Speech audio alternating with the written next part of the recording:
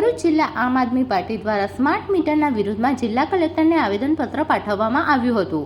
ભરૂચ જિલ્લા કલેક્ટર કચેરી ખાતે ભરૂચ જિલ્લા આમ આદમી પાર્ટીના પ્રમુખ પિયુષ પટેલ, આકાશ મોદી સહિતના આગેવાનોએ મુખ્યમંત્રીને સંબોધીને એક આવેદનપત્ર 12 થી 1 કલાકના અરસામાં પાઠવ્યું હતું, જેમાં જણાવ્યા અનુસાર ગુજરાતભરમાં છેલ્લા કેટલાય દિવસોથી સ્માર્ટ વીજ મીટરનો મુદ્દો વેગ પકડી રહ્યો છે।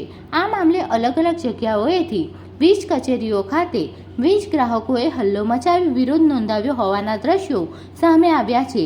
હાલ વીજ કંપની સામે લોકોમાં રોષ જોવા મળી રહ્યો છે।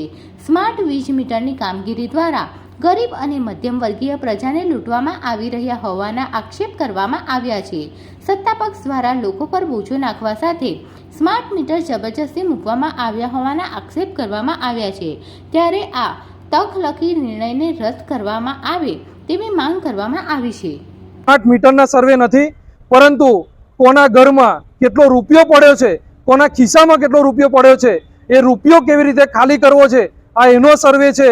એટલે ભરૂચની જનતાને પણ અમે વિનંતી કરીએ છીએ કે તમે પણ આવો અને બહાર આવી અને આપણે આ સ્માર્ટ મીટરની જે ઉગાડી લૂંટ છે એને આપણે રદ કરાવીએ।